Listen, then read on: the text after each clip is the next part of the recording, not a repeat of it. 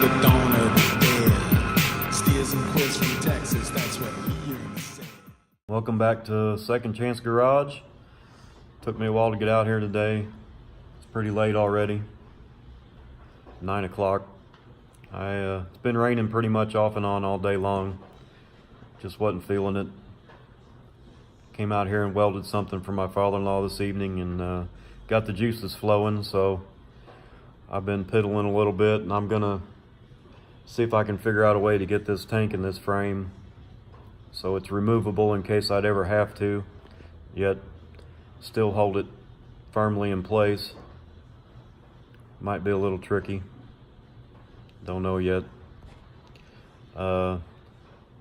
Today I'm grateful for this garage. There's no way I could have done this in a driveway or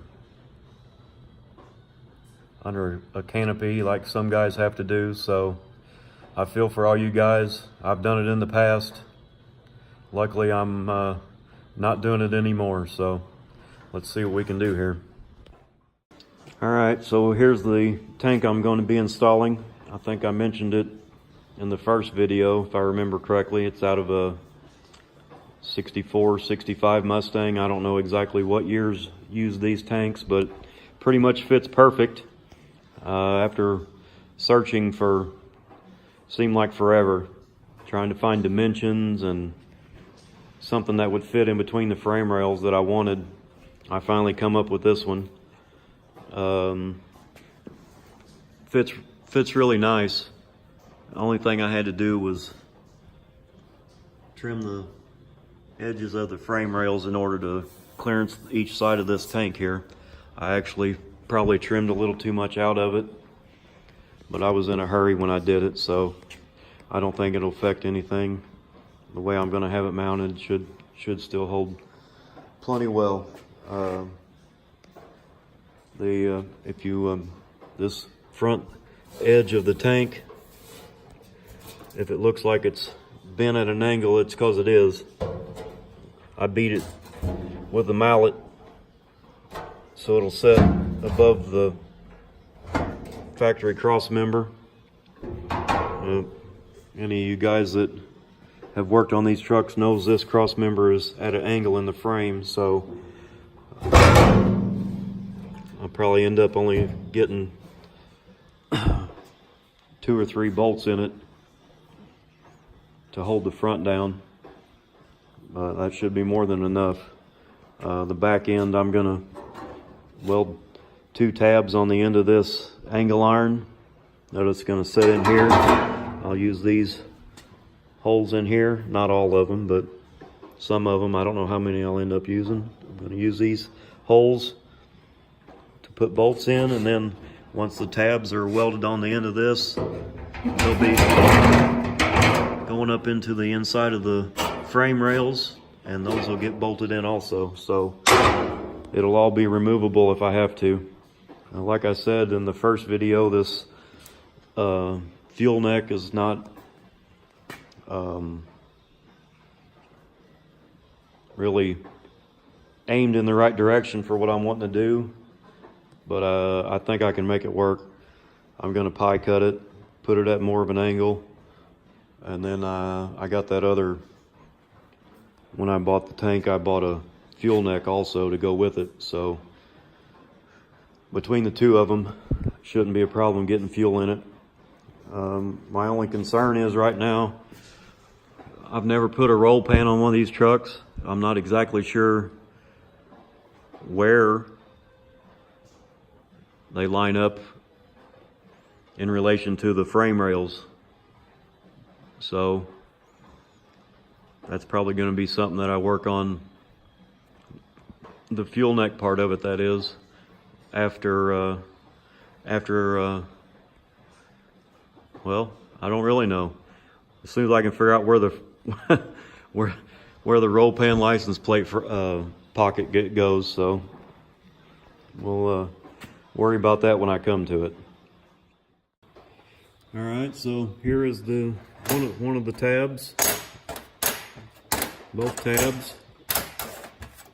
Basically, my idea is mark this out, drill 2 holes in it. I believe I'll be using some 3/8 bolts to bolt it to the frame. That should be plenty big enough to hold up a tank of fuel without getting too close to the edges on my metal here. This is 1/8 inch by 1 inch metal, and I'm just gonna lay it out here with my machinist rule and mark where I'm going to drill my holes. Quick tip here, if you have a machinist rule, these will be 1 inch, I'm sorry, 1/2 inch wide.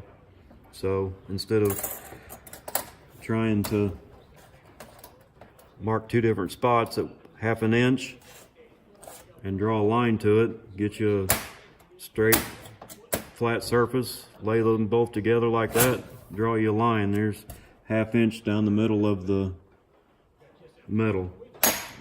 Same thing going the other way. I'm going to make my holes a 1/2 inch from each end of the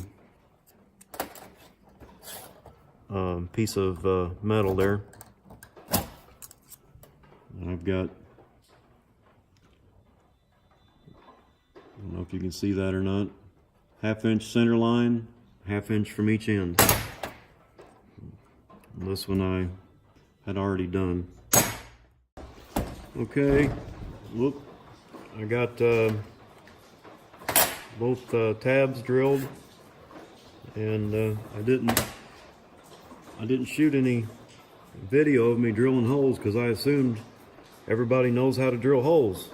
But then after I got done, I thought, well, everybody probably don't do it like I do it, so I probably should have filmed it, but I'm going to tell you how I did it.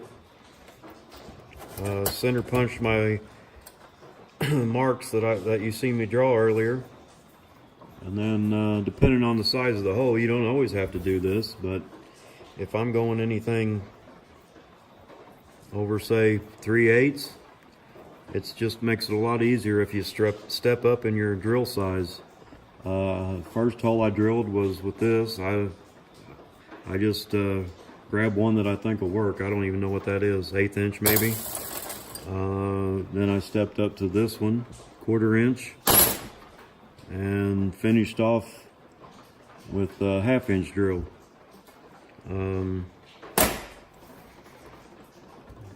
I don't have any cutting oil here. I just put some drops of 3-in-1 oil on the bit as I'm cutting it. And the smaller size drills, you shouldn't have a problem running your drill at full speed, assuming you're using just your normal cordless drill. Once I start drilling with a bigger size drill, I put the drill in low and turn the clutch down on the drill, so when you get to the bottom of the hole, it doesn't grab and jerk the drill out of your hands. It'll hit the clutch instead. So like I said, I should have filmed that, but I didn't think about it till after I was done. But anyways, here's the tab, one of them, but both of them. This is not the bolt I'm going to use, but it's the same diameter. These cheap little digital calipers from the Wire Wheel store, Harbor Freight. I wouldn't use them for anything that has to be very accurate, but if you're wanting to check simple stuff,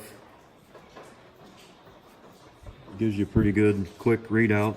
That's a 3/8 bolt, so it says 380, but we all know what it is. When I drilled these holes, I wanted a clearance hole,